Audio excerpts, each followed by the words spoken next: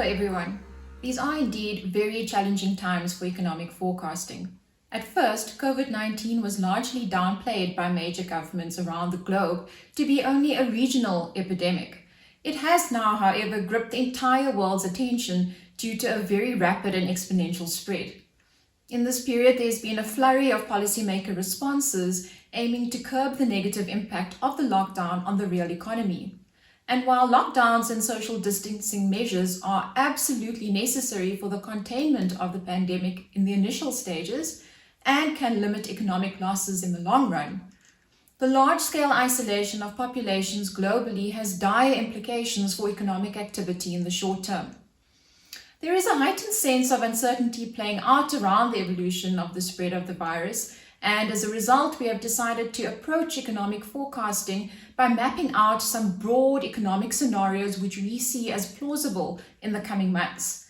Now, there is obviously huge forecast risk attached to each of these scenarios, but we are trying to sketch out broad trends which could be helpful in terms of establishing a framework for what to expect in the coming period, particularly as economic numbers that are likely to be reported in the coming months are expected to be very poor and could cause a further negative reaction in global financial markets. Our first scenario under consideration, a V-shaped recovery, or what we will refer to here as the best case scenario. According to Harvard Business Review, most prior epidemics followed a typical V-shaped recovery. So these include SARS in 2002, as well as the H2N2, or what was called the Asian flu, back in 1958. This is a scenario in which the globe undergoes a rapid growth slowdown in the first half of 2020, but there's an equally rapid recovery that follows from the middle of the year.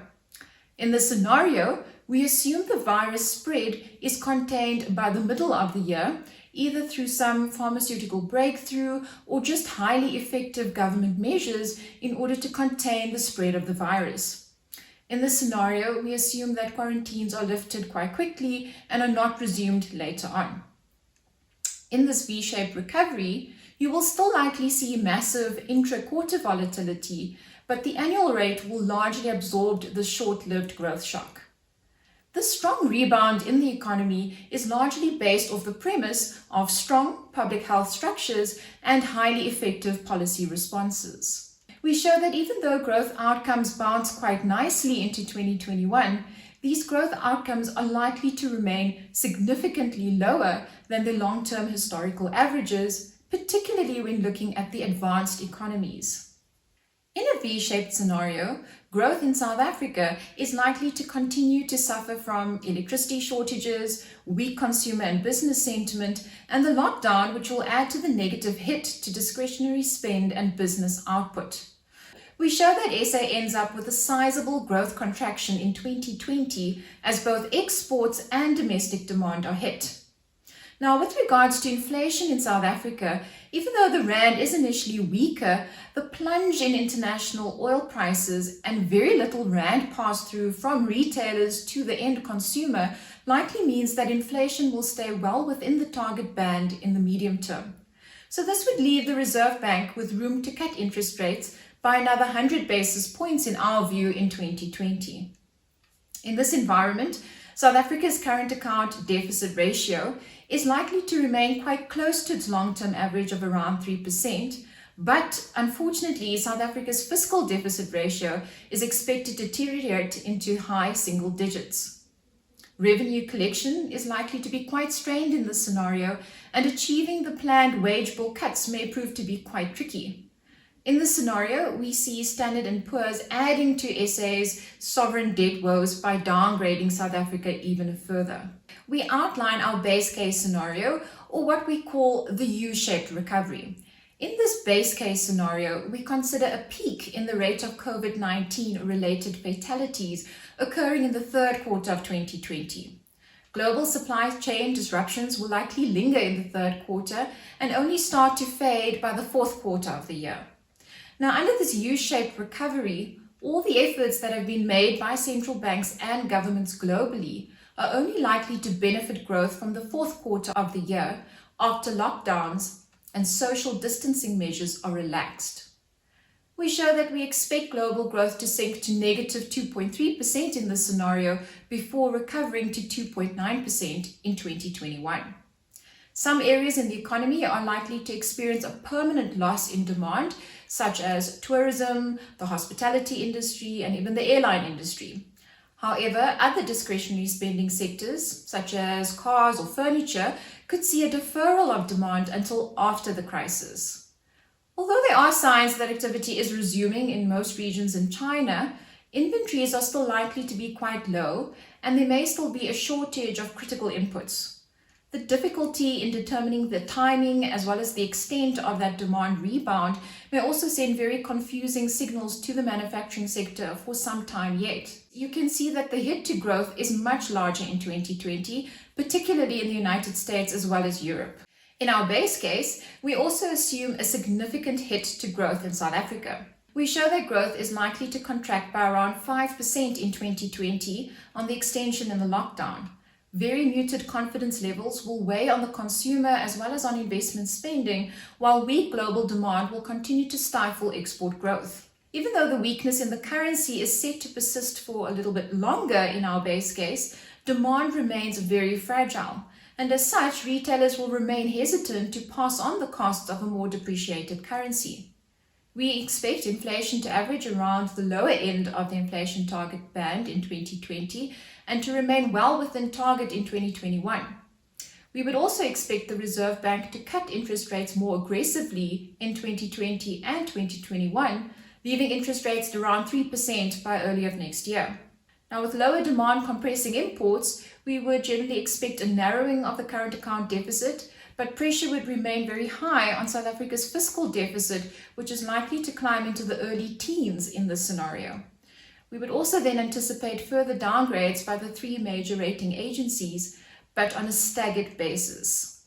Moving over to slide 8, we have also considered a bear case scenario, which we call the protracted U or W-shaped scenario.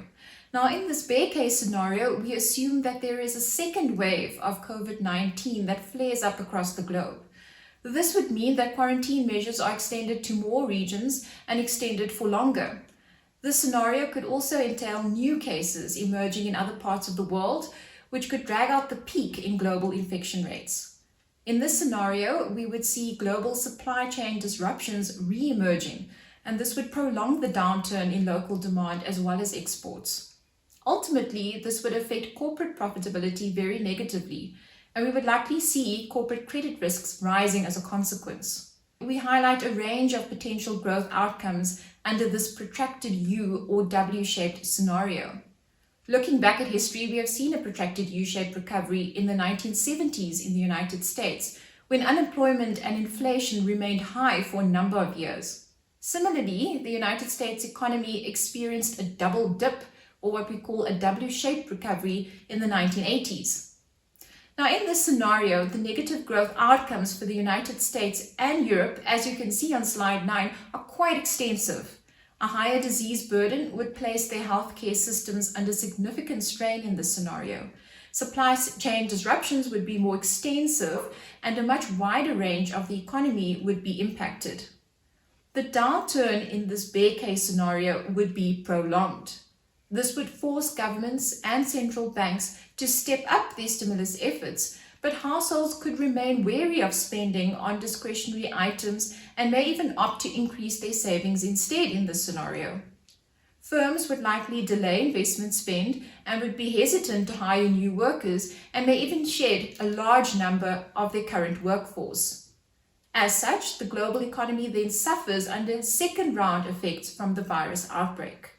Slide 10 shows you that this type of bear case scenario would be quite dire for South Africa, and here we would expect a contraction in growth of around the order of 7.5% in 2020 before staging a very mild recovery into 2021. In this scenario, business and household spending takes much longer to recover, while prolonged weakness in the globe would translate into weaker exports for much longer.